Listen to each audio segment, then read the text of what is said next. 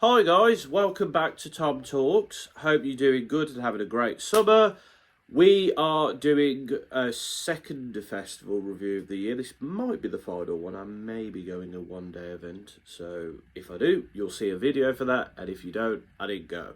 But yes, we are reviewing mostly Jazz Funk and Soul 2026, the second year I've been to this festival. Went last year, had a really great time, and gotta say I had a good time this time as well. But let's get into it. We'll get into the acts later, so let's start with the festival itself. Still at the same site, is a good site. It's a little bit bigger this year. There's like a dance tent, which there's a bit of a pathway to get to, and managed to find that fairly easily. But the site itself, decent size, enough room for the crowd. Never feels overcrowded at the festival either, even when it's like busy, which is what I like. You know, there's the two main stages. There's, as I say, the dance stage, and then there's like little stages as well for like people to go off and like play old school video games or buy some clothes. There's a good variety of stuff going on at the festival. Getting there is fairly easy. There is a train there now, but the train was only working one of the days, and even though that day was a rail replacement bus service, so a lot of taxis, which was quite expensive. Hopefully, the trains will be working a bit better next year because that will save me a decent amount of money, to be quite honest. Maybe not on the way back, of course, because of when the festival finishes, but that irked me slightly a little bit. Obviously, there's no camping, but I think you can stay in hotels cheaply, or obviously, if you live in the local area, you do what I did. In terms of getting in, pretty standard. First day, they scan your ticket, and of course, unlike Primavera, it's on an email or you can print it off, and then you get your wristband, and they scan your wristband, which is a very good system, very easy, very simple, lot better than Primavera. In terms of food is a bit on the pricey side. Everything is roughly around £15, but it's pretty good quality food, I gotta say. The jerk chicken I had was lovely. The sort of loaded nacho fries I had was really good. The chicken burger I had was pretty good as well. I did have something else, but I can't remember. But the food was all decent to very good. Like it was expensive, but it was a very good standard. And obviously I don't like paying £15 for the food, but when the food is good quality, that helps and it improves the festival experience. There was no rubbish hot dog like at Primavera.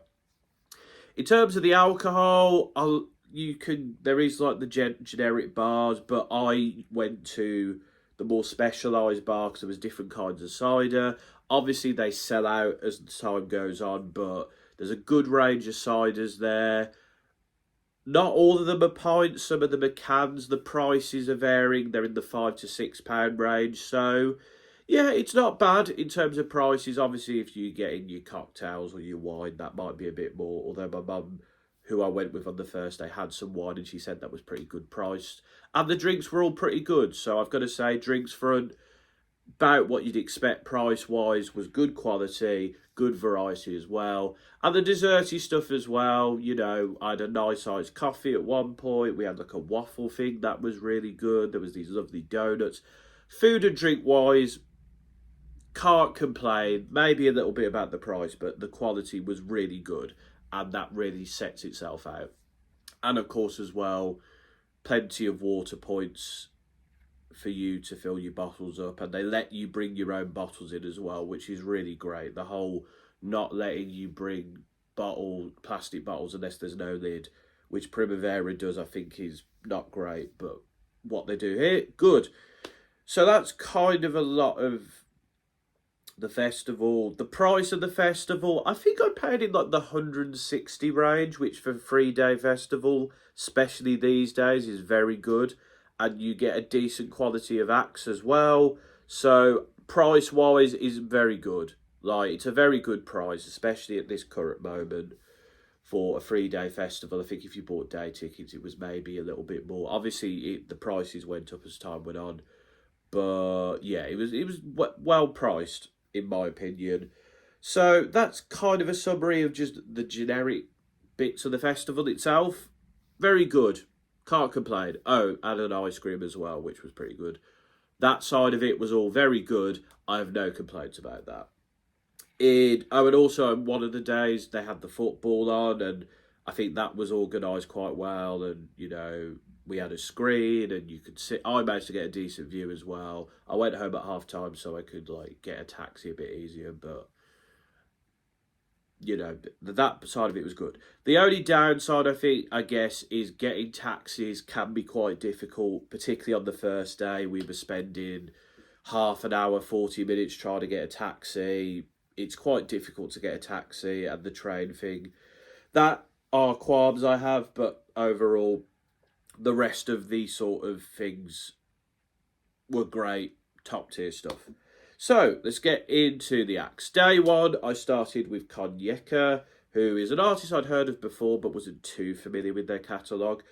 I do like this artist's really standout deep voice, and I like the sort of back and forth with the crowd, kind of explaining the songs and stuff. I do like that at this festival, there might be small crowds, there might be big crowds, but the artists really interact with the audience and they sort of talk a bit about the songs.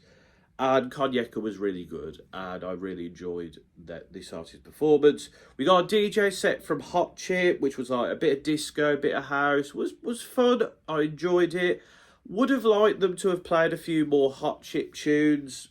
I was a bit disappointed from that perspective. I heard like a tiny snippet of Over and Over, but not the full song. So that disappointed me a little bit that they didn't do that, or Ready for the Floor. But overall was decent.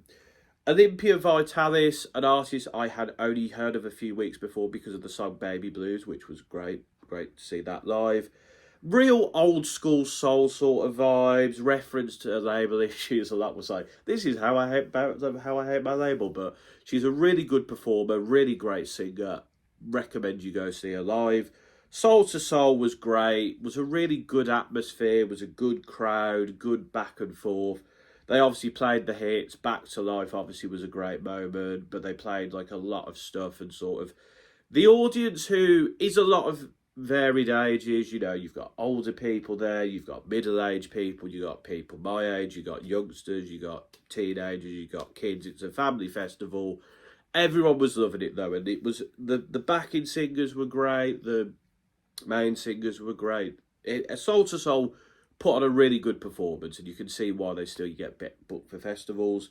Goldie, I was sort of a bit out of because me and my mum had a bit of a rest. But from what I saw, good D&B set, plenty of rollers, a lot of fun, just like last year. And then Fabio and Grooverider and the Outlook Orchestra closed things, and it was a great sort of timestamp of like the history of D&B. Some stuff I recognise, like Move Your Body, Shy FX. And the Benny L remix of Police in Helicopter, did not expect to see that with an orchestra, but a lot of stuff I did know. And they brought out people like Kelly the Rock, Jenna G. It was a really great like history of like drum and bass with like an orchestra, and it was just a great time. It was a great way to close the day, and I had a lot of fun on day one. Most of the acts were really good, and the acts I didn't know were pretty good too. We then move on to day two. I started off with Annie and the Caldwells, good gospel soul vibes. They only played a few songs, but they were very long songs that kind of built and kept you going. Really great crowd, by the way. They were really loving it. They were like dancing and moving their arms. Very religious vibes, obviously, but Annie and the Caldwells were really good, and a real family affair, and it was a great way to start the day. We then moved on to Sampa the Great, who was brilliant, really great performer. Obviously played tracks I knew like Energy and Final Form, which were great to see. Was disappointed not to see Can't Hold Us, as that's one of my favourite tracks I've heard since I've started playing FC 26, because it was on PS Plus. But a great mix of genres, a great performer. Sampa the Great was, as her name suggests. We then got Horse Meat Disco, which was in the dance tent. Nice chill disco vibes. There was a bit of Funky Town, which got people going. People love a bit of Shrek, obviously. There was ABBA, there was Human League. It was fun. I think it was very much catered towards like the 70s and 80s music lovers. And I'm not a huge ABBA fan, but I thought it was enjoyable. It was a nice break. It was a nice break from what was going on. Like, not that I was enjoying what was going on, but it's nice that they have this like dance tent to give you a bit of a different vibe to things. We then went on to Simandi, who artists that I wasn't too familiar with, but their mix of funk, soul, and jazz was great. It was again like Soul to Soul. There was a really good mixed crowd who were loving it, who were vibing with it, and I really enjoyed what I heard too. There is someone I'm definitely going to have to check out more. And then we got the DJ set from Gabriel's, which was a lot of house music, a lot of like electronic music, not what I was expecting, but it was a lot of fun. I was having a good boogie. The guy from Gabriel's, I'm not sure his name, sort of looked at me in the crowd and was like, hey, and I was like, hey, that was a nice moment. But it was a nice, fun DJ set, had a good boogie. And then we moved on to Jordan Rakei, who was really great. He's a great performer. He's got a great catalogue. I was slightly a bit disappointed he didn't play more of his new EP, like Monsters with Nubia Garcia, which is a track I absolutely love. Did bring out Jalen and Gonda, and Jalen and Gonda didn't bring out him to do their collab, which I was a bit disappointed by, but was really good. He's a really great performer. We got a new track that's not been heard yet. And it was a great way to close that day before the football. And Jordan Rakei is a fantastic artist, whether playing the piano or singing. He's great, and his band was great. It was a great time. And then finally we moved on to day 3. James Emmanuel, a soul singer who I'd not previously heard of. I only catched a couple of his songs, but he's got a great voice. He's a great storyteller. I loved seeing him. He is someone, again, I'm definitely going to be checking more out of. Really commanded the stage, even with the smaller crowd, but he was great to see. Emma Jean Thackeray, I really enjoy Weirdo. Found that out because of the Mercury Prize, and we got a lot of tracks from that. Got some older stuff as well, but she was great. She had a good back and forth with the crowd, great bit of humour. I think at one point she said, and this song was what was called the worst song of all time on Reddit. But yeah, she performed a lot of the tracks I loved off Weirdo, and it was great. It was a lovely time. And I've got to say, like, the artists, bands, they always shouted them out, the crowd applauded, and the bands were all great as well, whether guitarists, drummists, pianists, people on the saxophones, whatever. The bands are all great and are all just as important as the artists here, so...